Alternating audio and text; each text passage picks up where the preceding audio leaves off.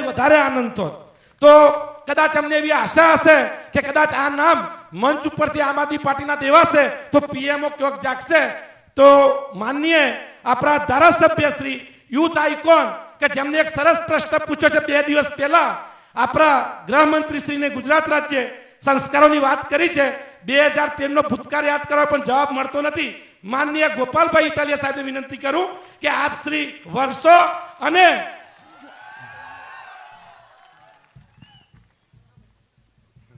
હાલો આપણે બધા એકવાર જય ઘોષ કરીએ જોરદાર. ભારત માતા કી. મંચ ઉપર બેઠેલા બધા આગેવાન શ્રીઓ, મોડું ઘણું થઈ ગયું એટલે બધાના નામ લેતો નથી. ખૂબ લાંબા સમયથી ધીરજ સાથે આમ આદમી પાર્ટીની વાત સાંભળી રહેલા આપ સૌ બનાસકાંઠા અને વાવથરા જિલ્લામાંથી પધારેલા સૌ આગેવાન શ્રીઓ, આમ આદમી પાર્ટીના કાર્યકર્તાઓ, મીડિયાના મિત્રો, પોલીસ મિત્રો, બધાયનું હું સ્વાગત કરું છું. સૌનો હું આભાર વ્યક્ત કરું છું. દોસ્તો, બહુ લાંબો સમય થઈ ગયો છે, તડકો પણ વધી રહ્યો છે, એટલે મારી વાત હું અત્યંત ટૂંકમાં કહેવાનો છું. બહુ મહત્વના મુદ્દાઓ ઉપર હું મારી રજૂઆત કરવા માંગુ છું. સૌથી પહેલા તો આજના છાપામાં છપાયેલા એક સમાચાર મારે તમને બધાને કહેવા જરૂરી છે. આજના ગુજરાત સમાચારમાં એક સમાચાર આવ્યા છે કે અંકલેશ્વર જે સિટીની વિસ્તારના આજુબાજુના કોઈ વિસ્તારમાં 22 વર્ષની એક દીકરી બીમાર પડી. સુરતના સરકારી દવાખાનામાં એ દીકરીને દાખલ કરી. સારવાર દરમિયાન એનું મૃત્યુ થઈ ગયું. એટલે એનો પરિવાર છે એ મરેલી હાલતમાં છોકરીને છોડીને ઘરે જતો રહ્યો અને કોઈ લેવા ન આવ્યું. એટલે હોસ્પિટલના સ્ટાફે પોલીસને જાણ કરી અને પોલીસે એના પરિવારને શોધી કાઢી અને પાછા બોલાવ્યા કે આ તમારી દીકરી ગુજરી ગઈ છે, તમે એને છોડીને કેમ જતા રહ્યા? તો એ દીકરીના પરિવારજનોએ રોતા રડતા એવું કીધું કે આને એમ્બ્યુલન્સમાં અંકલેશ્વર લઈ જવાના પૈસા નથી, સળગાવવાના પૈસા નથી, કશું જ ખિસ્સામાં કાણી કોડી નથી, એટલે અમે છોડીને જતા રહ્યા. આ આજના છાપાના સમાચાર છે. અને આ ગુજરાતનો વિકાસ છે કે પોતાની સગી દીકરી ગુજરી જાય એને એમ્બ્યુલન્સમાં નાખીને ઘર સુધી લઈ જવાના લોકોના ખિસ્સામાં પૈસા નથી. દોસ્તો, કઈ પરિસ્થિતિનું નિર્માણ ગુજરાતમાં થયું છે તમે વિચારો કે કોણ એવો બાપ હોય, કોણ એવો ભાઈ હોય, કોણ એવી માં હોય કે જે પોતાના સગા જણેલા પુત્ર સંતાનોને આવી રીતે છોડવા પડે? કોને એવું સારું લાગે? આજના છાપાની વાત છે, કોઈ જૂની વાત નથી. 10 વખત ઘરે જઈને વિચારજો કે આવું ગુજરાત જે બન્યું છે, જ્યાં એક દીકરીના બાપ પાસે એમ્બ્યુલન્સના પૈસા નથી, સરકાર પાસે દાવાઓ બહુ મોટા છે, વાતો બહુ મોટી છે, આમ કરી નાખ્યું, તેમ કરી નાખ્યું, વિશ્વગુરુ બની ગયો, કોમનવેલ્થ આવી જશે, દુનિયામાં ડંકો વાગી ગયો. પણ એક બાપની હાલત તો જુઓ. ગુજરાતમાં આખા ગુજરાતના ભાજપના નેતાઓને જો સહેજે શરમ જેવું તત્વ હોય ને તો રાજીનામા આપી અને ડૂબી મરવું જોઈએ કોઈ કૂવામાં પડીને. કે આવી પરિસ્થિતિ ગુજરાતમાં 30 વર્ષ પછી, અને આ કોઈ પહેલી ઘટના નથી. છાસવારે નર્મદામાંથી, અહીંયા સાબરકાંઠામાંથી, છોટાઉદેપુરમાંથી મહિનામાં 2 વખત સમાચાર આવે છે કે બેન દીકરીને દુખાવો ઉપડતા જોળીમાં નાખીને લઈ જવા પડ્યા. સમાચાર વાંચ્યા છે કે નથી વાંચ્યા? કોઈ ભાજપના ધારાસભ્યના ઘરેથી બેન હોય એને ક્યારેય જોળીમાં નાખવા પડે છે? કાયમ ગરીબ પરિવારની બહેનો દીકરીઓને જોળીમાં નાખી અને સંતાનની પ્રસૂતિ કરાવવા લઈ જવા પડે છે. તો એકેય ભાજપના નેતાને સહેજે શરમનો છાંટો નથી કે આપણી બેન દીકરીઓના માન સન્માનનો પ્રશ્ન છે, બેન દીકરીઓના આત્મગૌરવનો પ્રશ્ન છે કે કમસે કમ તમે આખી જિંદગી કઈ સુવિધા આપો ન આપો, એક બાળક જ્યારે ભગવાન આ દુનિયામાં મોકલે ત્યારે એને સન્માનપૂર્વક જન્મ થાય એવી વ્યવસ્થા તો આપો. જોળીઓમાં છોકરા જન્મે છે, છાપામાં છપાઈને આવે છે. નથી અધિકારીને શરમ, નથી ભાજપના નેતાને શરમ. કે દોસ્તો, આ પરિસ્થિતિ ક્યારે બદલાશે? હું વિસાવદરના ધારાસભ્ય તરીકે તમારો આત્મા જગાડવા આવ્યો છું. આ જનસભા આમ આદમી પાર્ટી માટેની નથી, ચૈતરભાઈ કે મંચ ઉપર બેઠેલા માણસો માટેની નથી. આ જનસભા જનતાની જનસભા છે કે તમારો આત્મા જગાડો ને જગાડો એ વિનંતી કરવાની જનસભા છે. દોસ્તો, ખેડૂતોના મુદ્દાઓ પર આજે આપણે અહીંયા એકઠા થયા છીએ. ખેડૂતની હાલત જુઓ. ચારો તરફથી ખેડૂત ઉપર અત્યારે સરકાર હાવી થઈ ગઈ છે. નાનામાં નાની વસ્તુ માટે ખેડૂત લાચાર બન્યો છે. વાત ચાલુ કરો ખાતરથી. આખા ગુજરાતમાં, ખાલી બનાસકાંઠાનો પ્રશ્ન નથી, આખા ગુજરાતમાં દર વખતે યુરિયા જોઈએ ત્યારે યુરિયા ના મળે, ડીએપી જોઈએ ત્યારે ડીએપી ના મળે. આજ બનાસકાંઠાની પરિસ્થિતિ એ છે કે ખાતર જોઈએ છે, મળતું નથી. દારૂ માટે ખાલી ફોન કરવાનો છે, ઘરે આવીને આપી જશે. અને આ વ્યવસ્થાની વિરોધમાં દારૂની હોમ ડિલિવરી, ખાતર માટે લાઈનમાં ઊભું રહેવાનું. દોસ્તો, જે દારૂ પર પ્રતિબંધ છે એ ઘરે આવીને આપી જાય છે, અને જે ખાતર ખુલ્લે આમ વેચવા માટેની વ્યવસ્થા છે એ ખાતર મળતું નથી. ધારાસભ્ય જિગ્નેશભાઈ મેવાણીએ ડ્રગ્સ અને દારૂનો વિરોધ કર્યો તો ભાજપ વાળાએ પોલીસ પરિવારને હાથો બનાવ્યો. નાના કોન્સ્ટેબલો, હેડ કોન્સ્ટેબલ, એએસઆઈ ના પરિવાર ઉપર પ્રેશર કરવામાં આવ્યું કે મોકલો તમારા પરિવારના સભ્યોને મુર્દાબાદ મુર્દાબાદ કરવા. દોસ્તો, મેં પોલીસમાં નોકરી કરી છે, હું કોન્સ્ટેબલ હતો.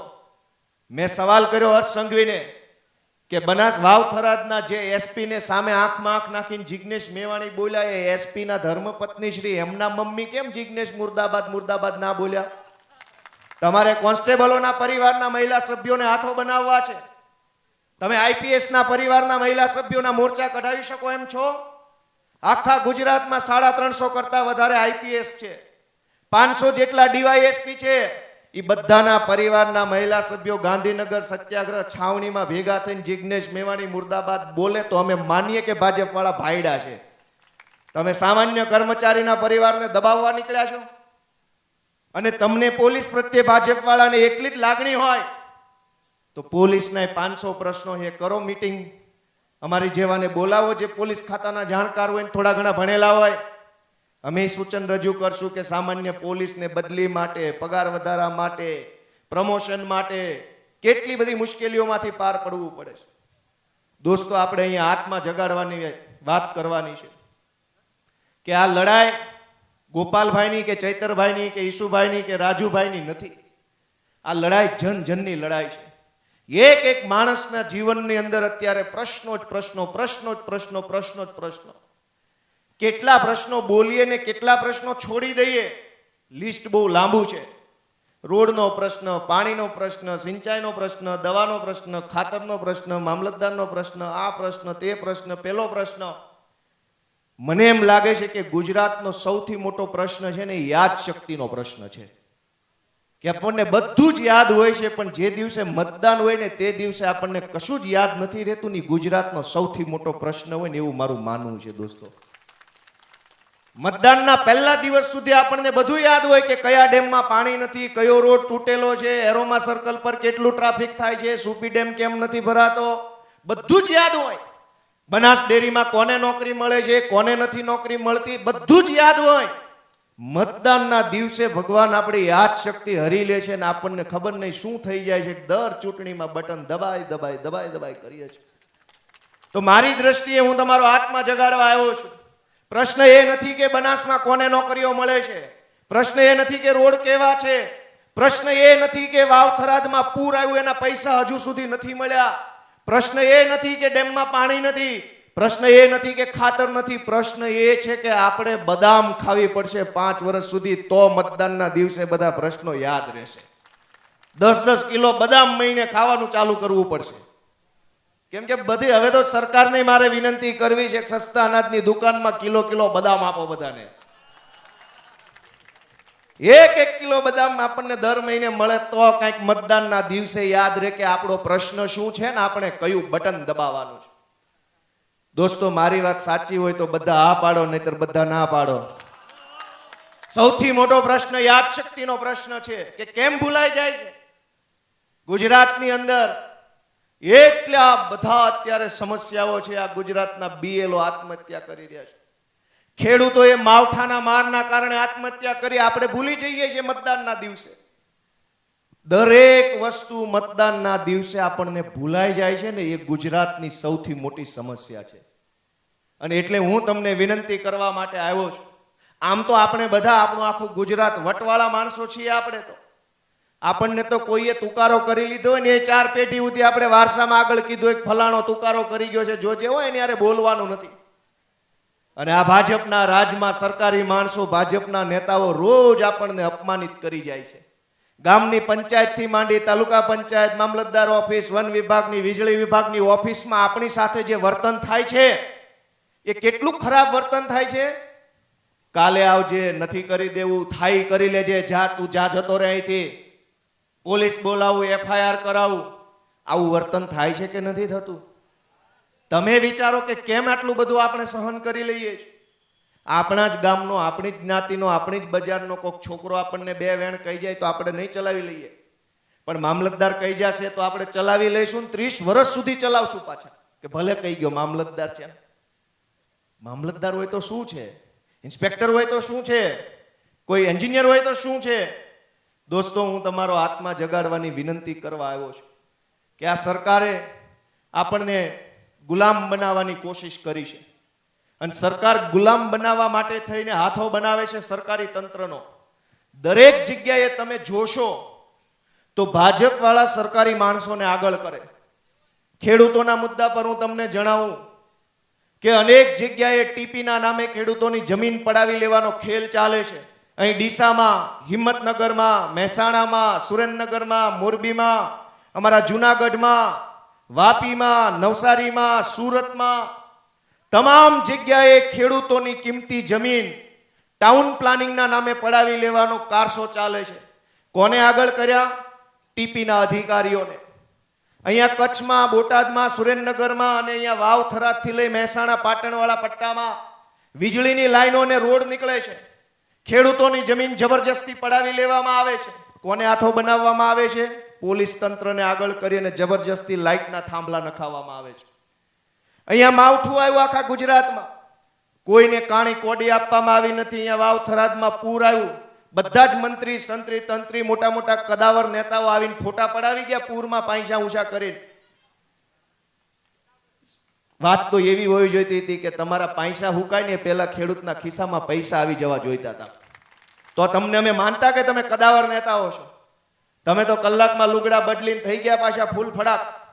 ખેડૂત તો આજે પૈસા ઊંચા કરીને આલે છે. અનેક ખેતરોમાં આજે પાણી ભર્યા છે. વાવ, થરાદમાં મને સમાચાર છે. હમણાં હું સાતલપુર ગયો હતો.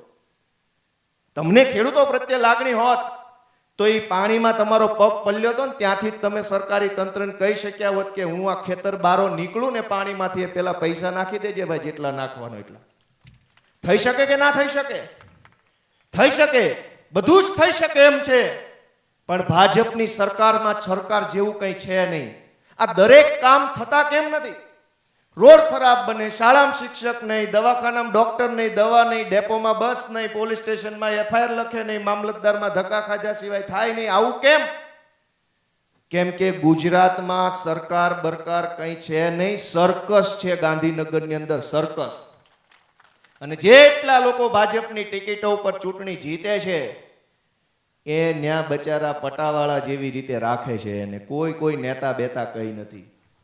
મને વિસાવદરની જનતાએ ધારાસભ્ય બનાવ્યો. હું ગાંધીનગર ગયો, વિધાનસભામાં બેઠો, પછી મેં જોયું કોઈ ભાજપના નેતાનું ગાંધીનગરમાં કશું જ ચાલતું નથી.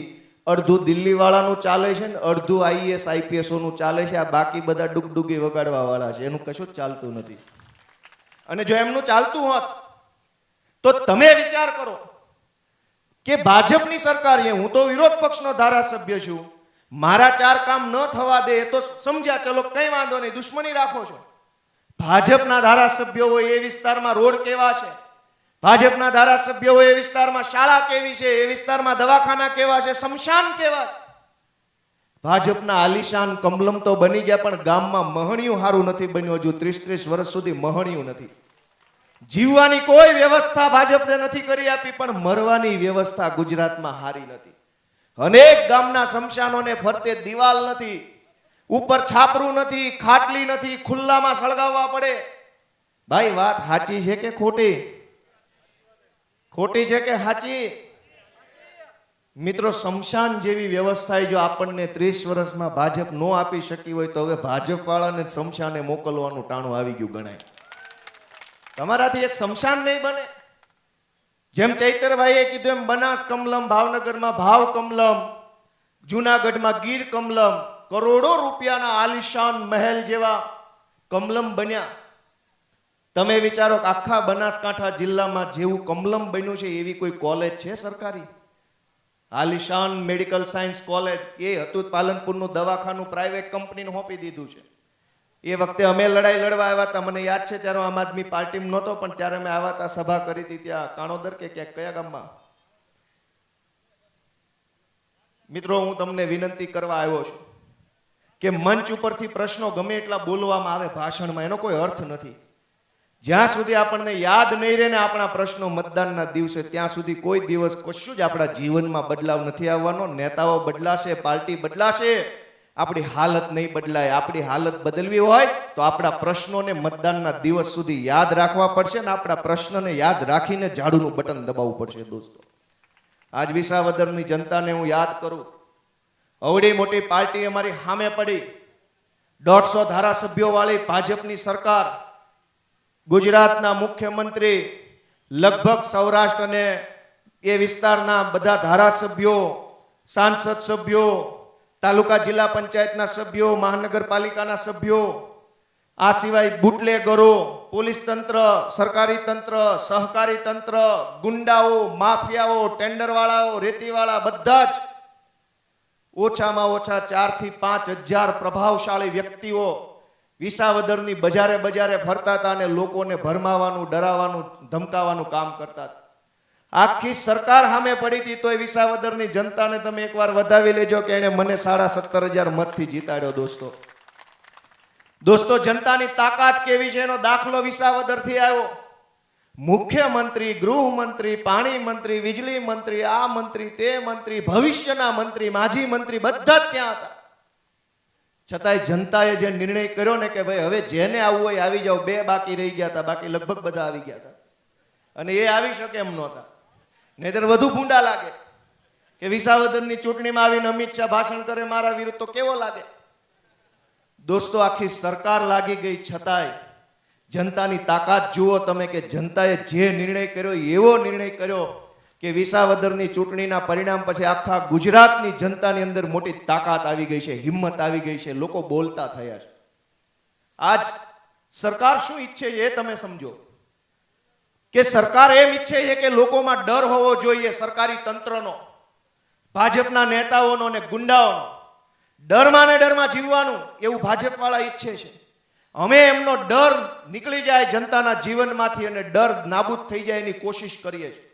એનો દાખલો તમે અહીંથી લો કે ડ્રગ્સનો વિરોધ જિગ્નેશભાઈ મેવાણીએ કર્યો.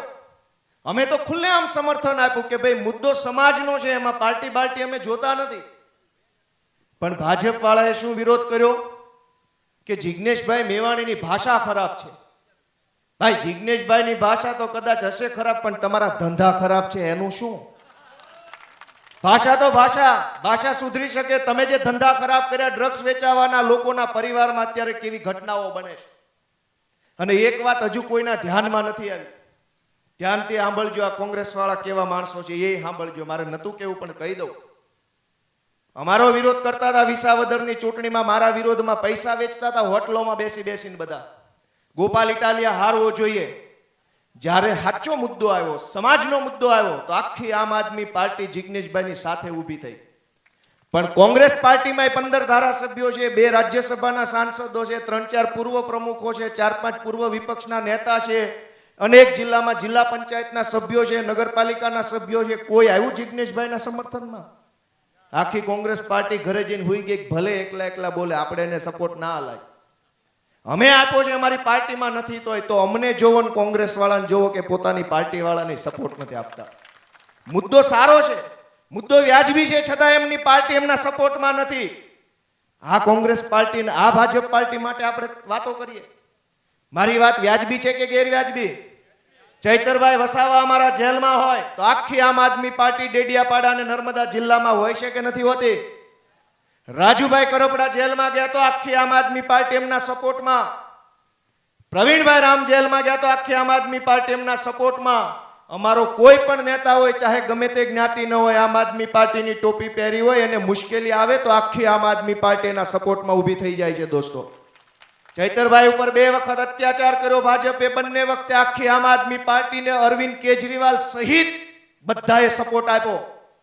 આ જિગ્નેશભાઈ સાચા મુદ્દા પર લડાઈ લડે છે, પણ કોંગ્રેસ વાળાને જિગ્નેશભાઈનું નામ મોટું થાય ને એમાં રસ નથી. એટલે જે કાંઈ કોંગ્રેસનું વિચારતા હોય જરાક આજથી રદ કરી નાખજો. આટલો મજબૂત મુદ્દો હોવા છતાં એમની પાર્ટી એમના સપોર્ટમાં નથી. મારી વાત સાચી છે કે ખોટી? એમની પાસે અનેક સભ્યો છે, જિલ્લામાં, તાલુકામાં, નગરપાલિકા, મહાનગરપાલિકા, સહકારી ક્ષેત્રમાં. એક પણ તાલુકા, જિલ્લામાં કોંગ્રેસ પાર્ટીએ આવેદન પત્ર ન આપ્યું એમના સમર્થનમાં. અને એ પાર્ટી હારે ગઠબંધન ને એ પાર્ટી હારે વ્યવહાર હોય જ નહીં ભાઈ. એની કરતા હારવું મંજૂર છે, પણ આવા માણસો હારે બેસવું મંજૂર નથી. મિત્રો, હું તમને વિનંતી કરું છું, ગુજરાતના યુવાનોને, કે તમારો હાથમાં જગાડો, જરાક આગળ આવો, આગેવાની લ્યો હાથમાં. તમે આગેવાની નહીં લ્યો, તમે જ્યાં સુધી આગળ નહીં વધો ત્યાં સુધી ગુજરાતમાં પરિસ્થિતિ બદલાવાની નથી. આ પેપરો ફૂટ્યા કરે, પરીક્ષાઓ ટાઈમે આવે નહીં, મહિનાઓ સુધી લાઇબ્રેરીમાં બેસીને વાંચીએ, એનું કોઈ પરિણામ મળે નહીં. હું ગુજરાતના યુવાનોને વિનંતી કરું છું કે હું સરકારી નોકરી કરતો તો મેં અહીંયા નસીબ અજમાવ્યું, તમે અહીંયા નસીબ અજમાવો. અરવિંદ કેજરીવાલની આમ આદમી પાર્ટી છે, સૌને તક મળવાની છે. આ ચૈતરભાઈ વિસ્તરણ અધિકારી હતા, ધારાસભ્ય છે. ગોપાલભાઈ કોન્સ્ટેબલ હતા, ધારાસભ્ય છે. તમે તો કોન્સ્ટેબલની તૈયારી કરતા હશો ને ક્યારે પરીક્ષા ને ક્યારે રિઝલ્ટ ને ક્યારે પાસ થયા રામ જાણે. જોડાઈ જાવ આમ આદમી પાર્ટીમાં, તાલુકા જિલ્લા પંચાયતની ચૂંટણી ઉભા રહી જાવ. ગુજરાતની જનતા નવું નેતૃત્વ ઈચ્છે છે. ગુજરાતની જનતા યુવાનોને આગળ લાવવા ઈચ્છે છે, પણ યુવાન તો આગળ આવવો જોઈએ. હું તો બધાને વિનંતી કરું છું કે યુવાનો હાથમાં લ્યો, તમારે હાથમાં આગેવાની લ્યો, કમાન હાથમાં લ્યો, ડરો નહીં, ચિંતા ન કરો. મારી જેવો સાવ ગરીબ પરિવારનો વ્યક્તિ, કે મારે તો મારા પરિવારમાં કોઈ, ખાનદાનમાં કોઈ ગામ પંચાયતનો સરપંચ નથી, કોઈ સભ્ય નથી, કોઈ પાર્ટીનો સભ્ય નહીં અમારા ખાનદાનમાં. સાવ ગામડાના ગરીબ પરિવારમાં જન્મો, પોલીસ કોન્સ્ટેબલની નોકરી મળી ગઈ તો એવું લાગ્યું કે આપણો ભવ પાર નીકળી ગયો, મજા આવી ગઈ, બહુ સારું થઈ ગયું. એવા પરિવારમાંથી આવીને જો હું અવડી મોટી ભાજપ સામે લડી શકતો હોઉં તો તમારા જેવા યુવાનો પણ આમ આદમી પાર્ટી સાથે જોડાઈને સારું કામ કરી શકશે એવો મને પૂરો વિશ્વાસ છે. દોસ્તો, આગળ વધો, હિંમત કરો, સંકોચ ન રાખો. ઘણા યુવાનો એવું વિચારે કે મને રાજકારણમાં કંઈ આવડતું નથી, મને કોણ લેશે, મને કોણ ટિકિટ આપશે, ટિકિટ મળશે તો મને કોઈ વોટ નહીં આપે, મારા ખિસ્સામાં પૈસા નથી. આવા બધા નબળા વિચાર ઘણા મિત્રોને આવતા હોય છે. દોસ્તો, મારે તમને બધાને એક પ્રશ્ન પૂછવો છે, અહીં બેઠેલા બધા જુવાનિયાઓ, કે રાજકારણની ચર્ચા આવે ત્યારે પહેલો પ્રશ્ન મનમાં એ આવે કે મારી પાસે પૈસા નથી તો મને રાજકારણમાં મારો વજન નહીં પડે. આવું કોના કોના મનમાં આવો વિચાર આવેલો? એક વખત હાથ ઊંચો કરો જેને સાચા દિલથી હો ભાઈ પૈસા નથી એટલે મને રાજકારણમાં મને નહીં ફાવે, મારી પાસે પૈસા નથી. કયો ભાઈ આવો વિચાર આવેલો? દોસ્તો, રાજકારણ, ભારત દેશનું રાજકારણ બન્યું જ એના માટે છે જેના ખિસ્સામાં પૈસા નથી. એનો હું તમને જવાબ આપું. દરેક વ્યક્તિને એમ લાગે છે કે મારી પાસે પૈસા નથી એટલે હું રાજકારણમાં નહીં આવી શકું, અમને નહીં કાંઈ ટિકિટ મળે, નહીં હોદ્દો મળે, નહીં અમને જગ્યા મળે. કેમ? કેમ કે પૈસા નથી. દોસ્તો, એ વાત સાવ ખોટી છે. જેની પાસે પૈસા નથી ને એના જ માટે રાજકારણ ભારતમાં બન્યું છે. એનો જવાબ આપું. તમે બધાએ એવું સાંભળ્યું છે કે આ ફલાણો નેતા છે ને પહેલા એની પાસે કાંઈ નહોતું અને પછી જો આમાં આવ્યો એટલે જુઓ. દરેક નેતાની આ કહાની છે કે નહીં? તો એ આવ્યો ત્યારે કેવો હતો? બોલો, કેવો હતો આવ્યો ત્યારે રાજકારણમાં? તો તમારી પાસે કાંઈ નથી, આવવાનો ટાઈમ જ આ છે. દેશના દરેક નેતાની એ કહાની છે કે આવ્યા હતા ત્યારે કશું જ નહોતું ને આજે જુઓ.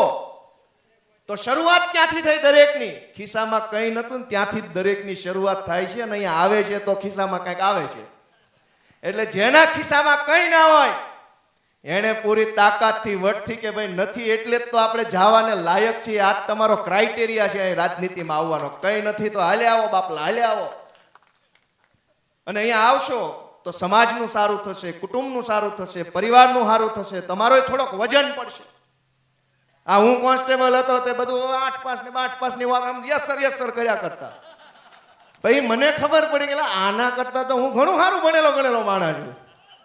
હવે આ અહીંયા પહોંચી ગયો તો અમે કેમ ના પહોંચીએ? એવો વિચાર. કેમ કે નેતા પોલીસ હોય એ નેતાની નજીક હોય, પબ્લિક ને તો ક્યાં જવા દે છે? પોલીસ વાળા દરેક નેતા નજીકથી આવતા જતા, બોલતા ચાલતા, ઉઠતા બેઠતા જોતા હોય. હું જોતો હતો, મને ખબર પડી કે મારા બેટા એકેયમાં કંઈ કાઢી લેવાનું નથી, તોય બધા મોટા નેતાઓ છે. હાલો તાણે આપણે રાજકારણમાં હાલો. અમે રાજીનામું મૂકીને જોડાઈ ગયો આમ આદમી પાર્ટીમાં. અત્યારે તમારી સામે પૂરી તાકાતથી વટથી ઊભો છું દોસ્તો.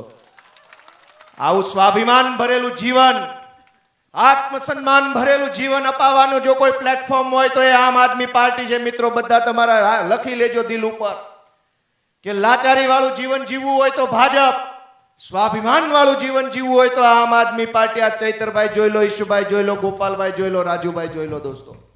અને એટલે હું તમને વિનંતી કરવા આવ્યો છું કે આત્મા જગાડજો મારા વાલા મિત્રો. મારા માટે નહીં, અમારી પાર્ટી માટે નહીં, કોઈના માટે નહીં, તમારા પોતાના માટે તમારો આત્મા જગાડજો ને ગુજરાતને બદલવા માટે આ યુવાનિયાઓ નીકળ્યા છે અને એક આશીર્વાદ ભરેલો હાથ એના માથા પર મૂકજો એવી મારી પ્રાર્થના છે. અને છેલ્લે ગુજરાતનો બહુ ચર્ચિત મુદ્દો પટ્ટાવાળી થઈ ગઈ છે, એના ઉપર બે વાત કહી દઉં પછી મારી વાત હાવ પૂરી. જિગ્નેશભાઈ કીધું કે ભાઈ પટ્ટા ઉતારી લેવું, એમાં ભાજપ વાળાના પેટમાં તેલ રેડાણું, સામાન્ય નાના પોલીસ વાળાને આગળ કર્યા. મારવાનો હોય કોઈ નિર્દોષ માણસને તોય નાની પોલીસને આગળ મોકલે, અને માર ખવડાવવાનો હોય જનતા પાસે તોય નાની પોલીસને આગળ મોકલે. મોટા મોટા સાહેબો તો કાયમ એસીમાં બેઠા હોય. પણ આ પટ્ટાવાળું જે નિવેદન છે એમાં મારે એટલું જ કહેવાનું છે કે બહુ મહેનત કરીએ ત્યારે પોલીસની નોકરી મળે છે. મેં કરી છે. 5 કિલોમીટર દોડવું પડે, અત્યારે 5 છે, અમારા વખતે 1600 મીટર હતું. ઊંચી કૂદ, લાંબી કૂદ, લેખિત પરીક્ષા, મેડિકલ ટેસ્ટ, ઇન્ટરવ્યુ પણ હતું મારા વખતે. અનેક પરીક્ષામાંથી પાસ થઈએ ને ત્યારે પોલીસનો પટ્ટો પહેરવા મળે. પણ ઈ પટ્ટો કમરે પહેરવા આપ્યો છે, ગળામાં પહેરવા નથી આપ્યો ટોમીની જેમ. એટલે જે અધિકારીઓએ ટોમીની જેમ ગળામાં પટ્ટા પહેરી લીધા છે ને પટ્ટો સંઘવીના હાથમાં આપી દીધો છે, સંઘવી ટોમી ટોમી કરે ત્યારે પૂંછડા હલાવે છે, એના પટ્ટા કાઢી લેવા જરૂરી છે કે નહીં દોસ્તો? દોસ્તો, જે અધિકારીએ પટ્ટો કમરે પહેર્યો છે એને ગોપાલ ઇટાલિયાની કડક સેલ્યુટ. પણ જેણે કમરનો પટ્ટો ગળામાં નાખીને ટોમી બની ગયા છે એને તો છોડવામાં આવશે નહીં, નહીં અને નહીં. દોસ્તો, તમે પણ ક્યાંય સરકારી કચેરીમાં જાઓ તો ધ્યાન રાખજો, તમારી સામેવાળા માણસે પટ્ટો કમરે પહેર્યો છે કે ગળામાં, ટોમી છે કે અધિકારી, ચેક કરી લેવાનું રાખજો. ને ટોમી હોય તો ટેન્શન ના લેતા, તમતા લડી લેવાનું છે ભેગા રહી. પટ્ટો કમરે પહેરવાનો છે, મેં પહેર્યો છે. આ પટ્ટો અહીંયા સારો લાગે, અત્યારે હું કાઢીને ગળામાં લબડાવું તો હું કેવો લાગુ? બોલો બધા, કેવો લાગુ? ટોમી. જિગ્નેશભાઈની વાતમાં અમારો સૂર પુરાવીએ છે કે જે લોકો ટોમી બની ગયા છે, ભાજપના પટ્ટા ગળામાં ખાલ્યા છે, એનો તો જયતરભાઈએ કીધું એ રીતનું એનો વારો બાકી છે. એમને બધું 27માં આપણે આખી પ્રોસેસ રાખવાની છે. દોસ્તો, આપ સૌ, અમે તો અહીંયા સરકારી માણસ હતા અગાઉ ભૂતકાળના જીવનમાં, અમે કોઈના વિરોધમાં નથી, કોઈના વિરોધમાં નથી. પણ વિરોધ એ માણસનો કરવાનો છે કે જે સરકારી સત્તાનો ઉપયોગ જનતાને દબાવવા માટે કરે છે. જે માણસ સત્તાનો ઉપયોગ જનતાનું શોષણ કરવામાં કરે છે, અમારો એની સામે ખુલ્લો વિરોધ છે. અને જે માણસ પોતાની સત્તાનો ઉપયોગ જનતાની સેવા કરવામાં કરે છે, અમારા એના ચરણોમાં નમસ્કાર છે. અમને કોઈની હારે વાંધો નથી. જે સરકારી અધિકારી જનતાની ખરા દિલથી સેવા કરે છે એના ચરણોમાં ગોપાલભાઈના નમન છે. જે સરકારી માણસ ભાજપની દલાલી કરે છે અને જનતાને લૂંટે છે એને તો અમે આપશું એમને જે કાંઈ પ્રમોશન જોઈએ છે 2027માં. દોસ્તો, એના સામેથી અમે ડરતા નથી. આજ આપ સૌ ખેડૂતો, આગેવાનો, યુવા દોસ્તો, વડીલો, મીડિયા મિત્રો, કાર્યકર્તાઓ બધા પધાર્યા, બધાનો હૃદયપૂર્વક આભાર માનું છું. મારી વાત પૂરી કરું છું. ભારત માતા કી.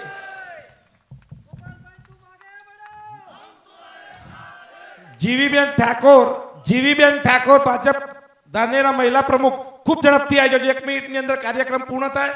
આપણે આભાર વિધિ માટે હું આમંત્રિત કરું છું ભાઈ શ્રી ભીખાભાઈ કોરોટ. 2 મિનિટની અંદર જમવાની વ્યવસ્થા 2 જ મિનિટમાં પૂર્ણ. ભીખાભાઈ કોરોટ.